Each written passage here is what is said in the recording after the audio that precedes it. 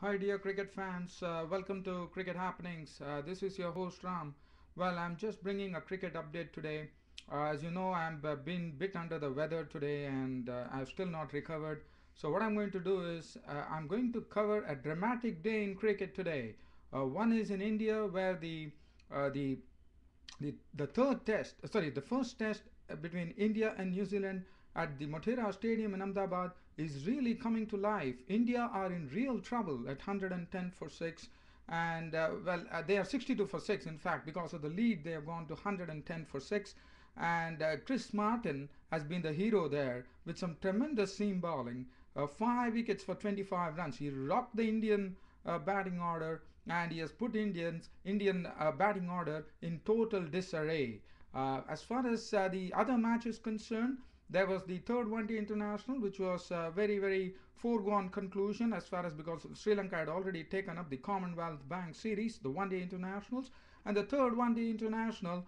Well, probably one would have expected Sri Lanka to put up a better show, but the good bounce on the pitch really took a heavy toll as far as the Sri Lankan batsmen are concerned. The Sri Lankan batsmen were not able to put up a very good performance. They were absolutely beaten by the bounce. And Clint McKay collected his first 5 wicket haul, and Mitchell Stark supported him in admirable manner to actually restrict the Sri Lankan batting to just 115. They were bowled out for 115, and well, Australia actually had a very easy victory, an 8 wicket victory, which should give them a lot of confidence now going into the test matches, I reckon. Well, now let's get on. And there's also one more thing which has happened. England won their first tour game. Andrew Stoss, the captain of England, scoring a ton there. So let's first start off with India. The Motera Stadium in Ahmedabad. As you know, New Zealand actually resuming on their overnight score of 331 for 5. Daniel Vettori and Kane Williamson continued their batting with a good 86-run partnership, and Kane Williamson went on to become the eighth New Zealand the second I mean he became the eighth New Zealander to score a century on debut, and Kane Williamson also became the second player from New Zealand to score after Matthew Sinclair on debut. He became the next one to score 131 runs against India on debut, I would say. So Kane Williamson was superb. As I said, his punch of the back foot was the main stroke, and anything pitching short, he used to cut it. And well, he was simply too good, and he has already announced his arrival on the international scene with a knock of 131 of 299 balls, 10 fours, and what an important knock it is. In fact, that helped New Zealand to actually make 459. Well, as far as Daniel Vettori was concerned, Vettori contributed 41, 1 4 and 1 6, one good 6 that he hit of the bowling of Pragyan Oja. And it went on. They were doing well, but after Kane Williamson's wicket was the first to go was Kane Williamson today, who was caught by Lakshman of the bowling of Oja for 131. After that, after tea, there was not much of resistance. Vettori was a victim of Rana for 41. Oja came in and had Hopkins LBW for 14. And Jeetan Patel was clean bowled by Sreesanth for 14. Hamish Bennett was bowled by Zahir Khan for 4. And Chris Martin was not out on 3. 459 New Zealand, replying to India's first innings total of 487. That actually gave India a lead of 28 runs. Now, taking a lead of 28 runs, well, let's talk about the bowling figures. The best figures were 4 from 107 for Manful Toil from Pragyan Oja, who bowled as impressive as ever, and he is only improving as the days go by. 53 overs, 14 maidens, 4 for 107 for Pragyan Oja. Sreesanth, 26 overs, 2 maidens, 2 for 88. Zahir Khan, 28.4 overs, 6 maidens, 2 for 70. Harbhajan Singh, 43 overs, 7 maidens, 1 for 112. Virendra Sehwag, 1 over for 7 runs. Shreyas Raina, 12 overs, 1 minute, 1 for 42. In fact, picking up that very vital wicket of Daniel Vettori, which really helped India. And Sachin Tendulkar, 2 overs for 16 runs. Well, 28 runs, you would have expected India to put up a much better show. But what happened is something that one could have never fathomed. It was Martin all the way. It all started with Gautam Gambhir edging on, continuing his poor form here, edging on to Hopkins at the bowling of Martin for a duck. That was the first wicket to go. India were 0 for 1. Rahul Dravid came in, drove the ball down through the offside. Guptill actually dived full length at mid-on, stopped the ball, and in one swoop action, a back flick of his hand, he has actually had Sehwag run out. Can you just believe it? Sehwag was wandering out of the crease. Sehwag had already passed on after the drive was played, but it was a brilliant piece of fielding which brought the end of Virendra Sehwag. And what else could bring the end of Sehwag but a run out? And what a brilliant way to do so. Virendra Sehwag gone, run out for one. India in deep trouble. India were 1 for 2 at that stage. Rahul Dravid was joined in by Tendulkar, but Rahul Dravid, Martin, as I said, was moving the ball both ways, and Rahul Dravid edged on to Hopkins of the bowling of Martin for 1 of 16 balls. India in more trouble. India were 2 for 3 at that stage. Tendulkar was joined in by Lakshman. Tendulkar got 10 runs of 1 over from from 1 over from, I think it was Jeetan Patel or Vittori. Lakshman was still there, and well, after that Martin came in and actually had the maestro going here. Now this was the very vital wicket. Martin got an in-dipper going. Tendulkar was castled. Now this is something which very rarely happens as far as Tendulkar is concerned, as far as test cricket or one-day cricket or anything is concerned. But Tendulkar was gone. Clean ball by Chris Martin for 12 of 25 balls with 2 fours. India staring down the barrel, 15 runs and 4 wickets gone.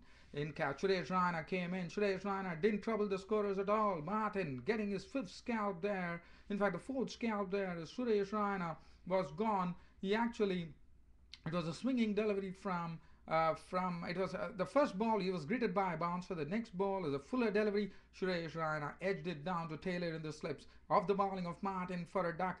And after that, Dhoni and Lakshman actually, the score was 15 for 5. That was only the 28-run lead actually helped India, so making it 43 for 5. And then Mahendra Singh Dhoni and Lakshman at the crease both tried to just play around, try to build an innings.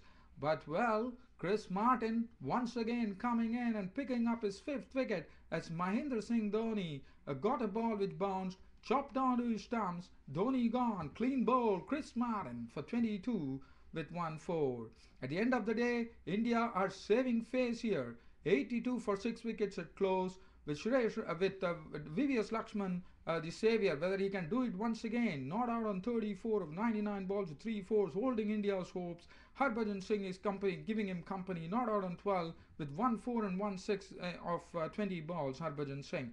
82 for 6. India 110 ahead right now. 4 wickets intact. And looking at the pitch, well, it would be the 5th pitch. Motera Stadium, Ahmedabad definitely has a history. I do remember Kapil Dev taking 9 wickets against West Indies. It was quite long back. But if that could happen, because there could be some uneven bounce, there are some footmarks which the spinners can exploit, and this match is not yet over, dear cricket fans. I am really waiting to see how New Zealand shape up. Even if India were bowled out for lunch tomorrow, I am really looking at the nature of the pitch, how the New Zealand batsmen are going to shape up to the Indian spinners. It is not going to be easy, let me tell you.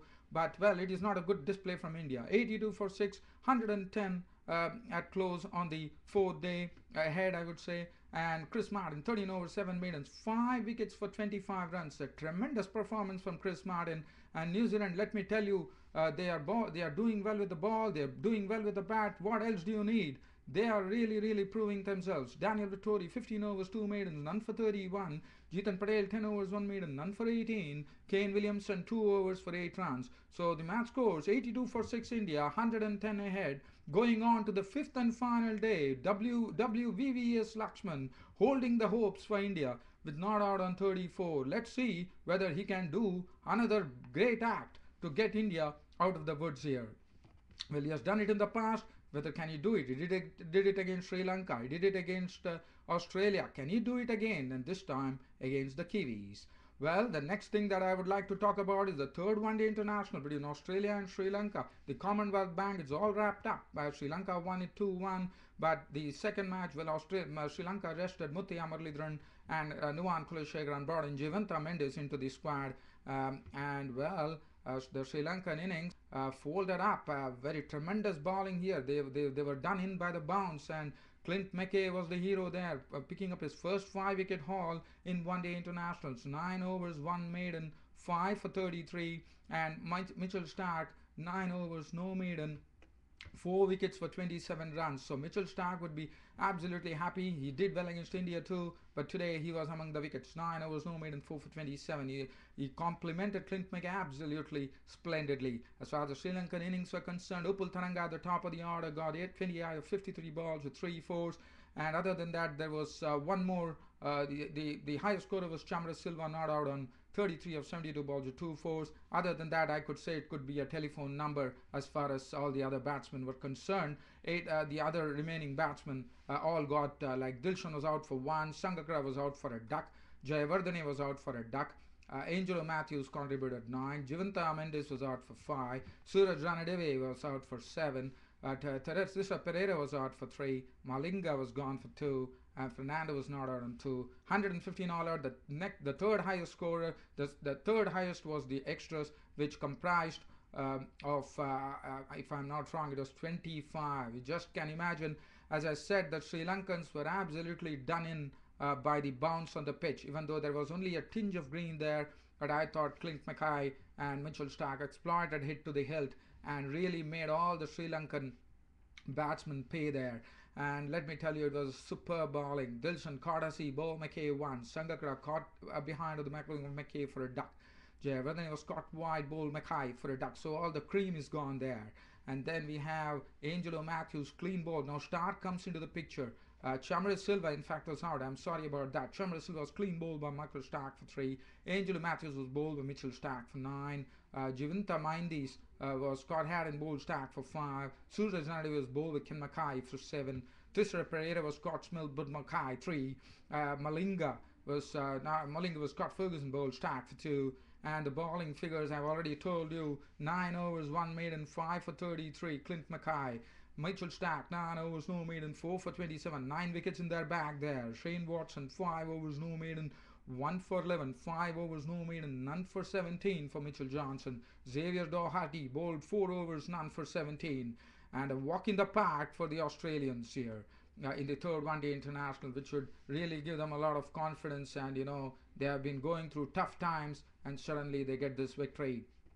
Australia, with Watson and Haddon starting off, added 35. Dilhara Fernando picked up both the wickets to follow. Both the openers were sent into the hut there. Watson was gone, caught by Matthews trying to pull up delivery, spooning it up. Matthews taking the catch of the ball with Dilhara Fernando. 15 of 14 balls with 1-4. Brad Haddon was caught and bowled by Fernando, trying to again pull and again top edging it, and Dilhara Fernando pouching it. 31 of 44 balls, 3 fours. Brad Haddon was walking, and 84 for 2. As I said, the score was just 115 all out as far as Sri Lanka was concerned. And as I said, it's a walk in the park for the Australians, as Michael Clarke finished it off, not out on 50 of 51 balls with 6 fours and 1 6. A very good 6 that he hit off the bowling of the right arm offie, Suraj Ranadeve. Michael Hussey was not out on 6 of 26 balls. The victory was there for Australia. Australia winning this match by 8 wickets, and they made it very possible. Actually, in 21.4 overs, they had actually got up the victory. The bowling figures: 6 overs, no maiden, none for 31 for Lasith Malinga, who went on to win the Man of the Series there in the Commonwealth Bank Series. They'll have Fernando, 8 overs, no maiden, 2 for 47. Tisra Pereira, 4.4 overs, 1 maiden, none for 19. Jivanta Mendes, 1 over for 10 runs. Suraj Ranade, 2 overs, none for 11. And the man of the match went to Clint McKay of Australia for getting his first 5-wicket haul in one-day internationals. 9 overs, 1 maidens, 33 runs and 5 wickets. And well, this gives me some time here to cover in some cricket news. The news which has been coming in from Afghanistan: Mohammad Nabi as the new captain of the Afghanistan cricket team, taking over from I really lost it there. Sorry about that. But Mohammad Nabi is the new captain.